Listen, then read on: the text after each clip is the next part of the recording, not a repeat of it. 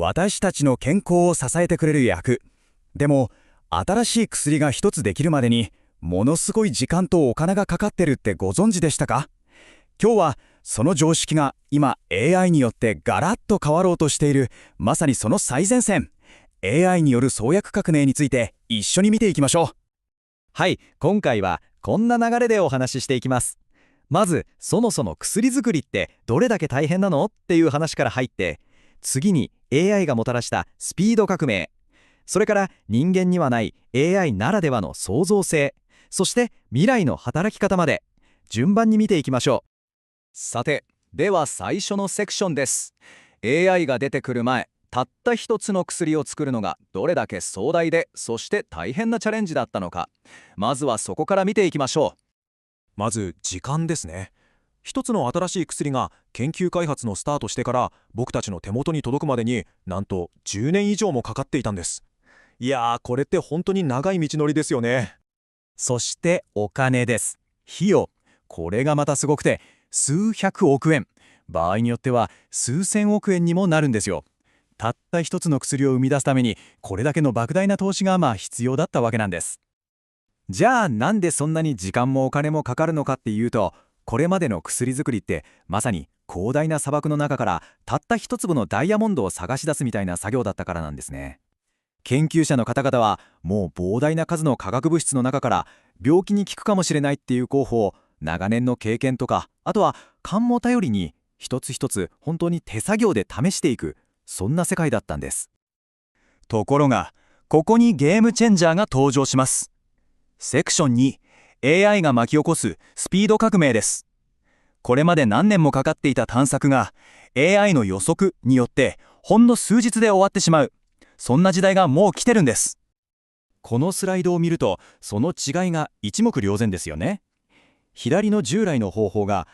試行錯誤と偶然に頼っていたのに対して、右の AI は膨大な論文とか実験データを全部学習しちゃうんです。その上で病気の原因になるタンパク質の形と薬の候補になる分子の形、これをですね、無数のパズルのピースをカチッとはめるみたいに分析して、一番ぴったり合うものだけを予測してくれるんですよ。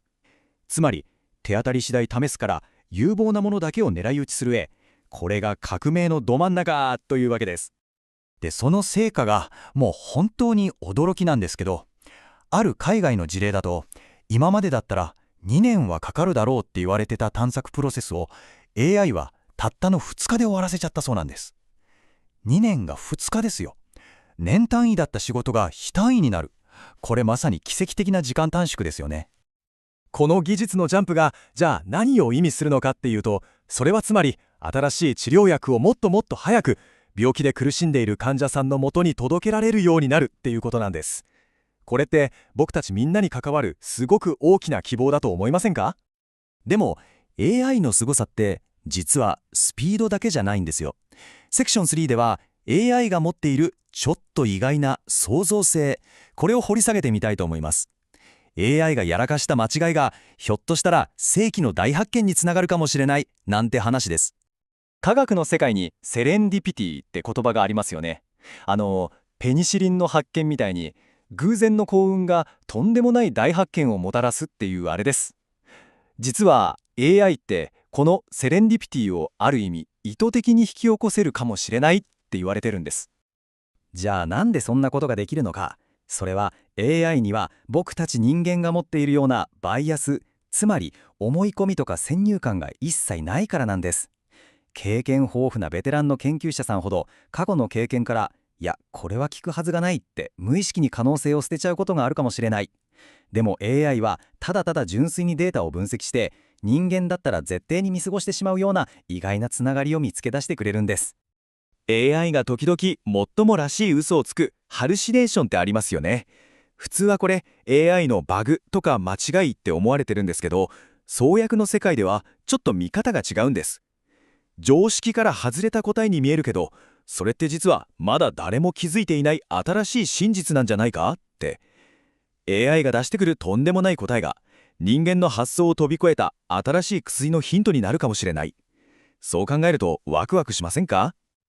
さて、じゃあこんなにすごい AI が出てきたら僕たち人間の仕事ってなくなっちゃうんでしょうか？いえいえ、そんなことはありません。セクション4では AI を仕事を奪うライバルじゃなくて新しい同僚として捉える、これからの働き方について見ていきましょある専門家が AI のことを面白い例えで表現してたんですよね。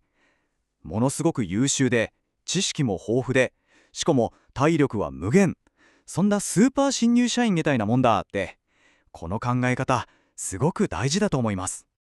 じゃあ、具体的にどうやって一緒に働くのか。これが人間と AI の理想的なチームワークです。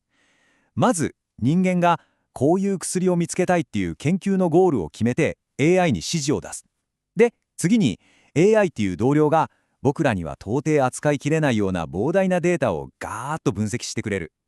そして最後、その AI が出してきた結果を見て、よし、次はこの方向で行こうっていうクリエイティブで戦略的な判断は人間が下す。